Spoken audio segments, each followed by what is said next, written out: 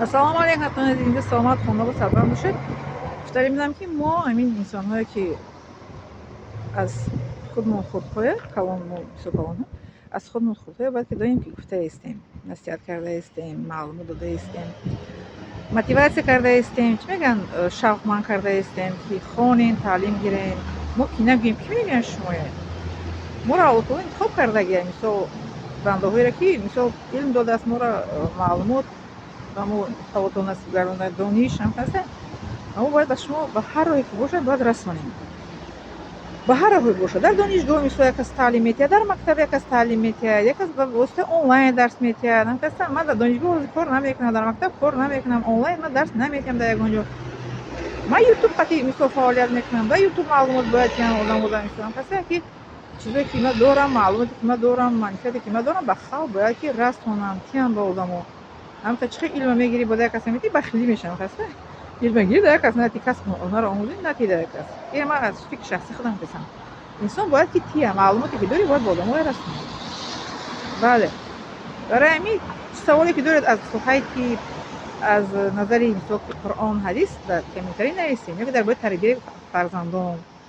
خب زن ها یگان سوال چی درباره چی میگن اکوشه گینکولوژی داشته باشین سوال تیم ما اکوشه گینکولوژی گذاشتگیم و سوال شما جواب داده میتونم نظر اکوشه گینکولوژی اینچنین.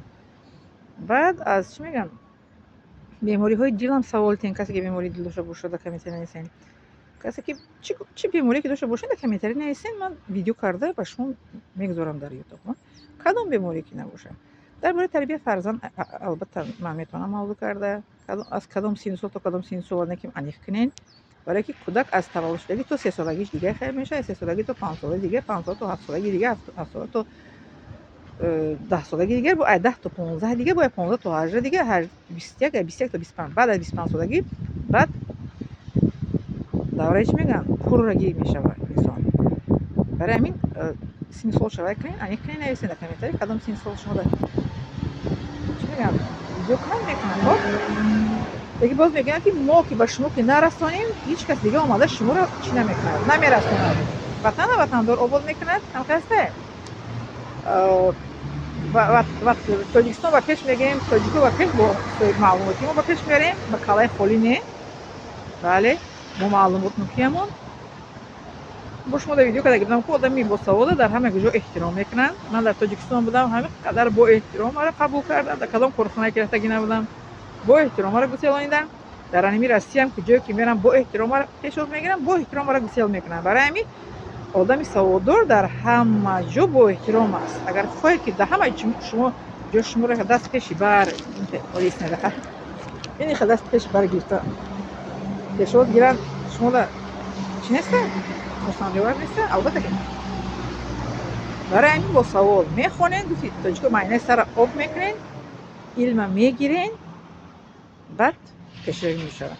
با کالای خالی قطعی یگان پیشروی نمیشوند. پیشروی در دولتی یگان دولت با به چی میگن به دیپلمی به سوادی پیش نمیرود. در کدام کشوری که نباشین با سوادی با خواندن و به چی میگن معلومات گرفتن با دیپلم پیش میرود. بله یگان کارخانه که رفتین میگه که دیپلم دارین در کدام ساحه پس بعد با روی دیگه خیلی گپ میزنم. اینم از خودم میگم تجربه خودم میگم. وقتی که من در کارخانه تاجیکستان که میرفتم کدام چی دارین کسب دارین گفتم که میخواد کسب. خب در تلفن میکردن قبولین یعنی اینجا را مثال میرم چی دیپلم دارین الو تلفن میکنن میگه که دکومنتش قبول کنین. دیپلم که نداشته باشه میگه که روین دیگه کار کنین. کاری که غیر دیپلمی بچه‌های خوشرو دخترای خوشرو جوانای نازنین جوانای عزیز اصل 21 کاری وزنی جسمانی نکنین. ما به شما میگم نکنین. من نکردم و نکنین شما. من نکردم کار جسمانی.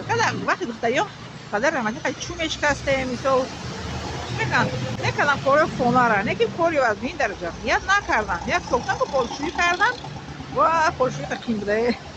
برای کاری وزنی جسمانی نکنین.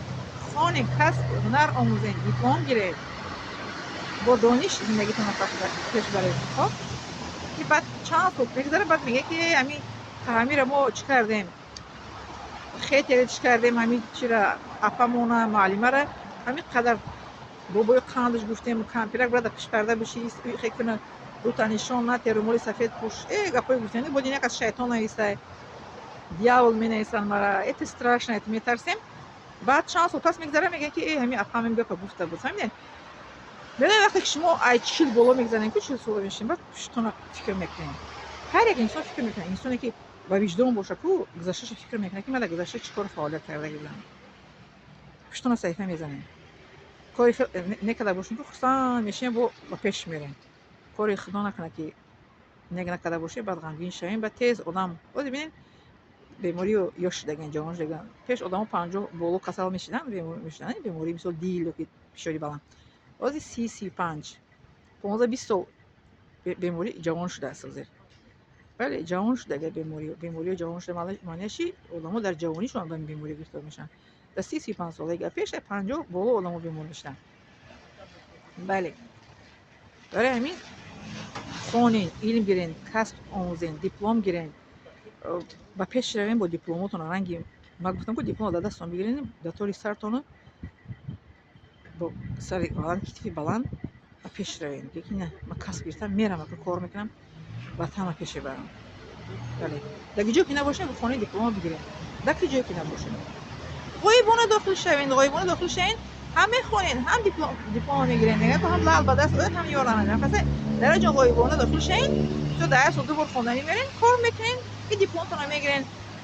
оно дар Америка якта чи аст ку лётчики тоҷика ку мега ҳам кор кардам ҳам хондум ба лётчик шудагия хеле мешакунен хонен параллелна и мисол ки лётчик мешен мега космосрав мешен чизе ки мешен меша ки вайфнен ғоибона хонен диплома гирен коргари ҳам хоҳа шавем. хоб илтимос ҷавонон вақтотон беҳуда нагзаронен ва пушаймон мешем пушаймони суд надорад дар ҳаёти инсон ду чи пушаймонӣ надорад ибодат ва илм ҳеҷ гоҳ пушаймонӣ надорад ва на пушаймон намешавед ва нахоҳед пушаймон шуд. хоб надорам шуд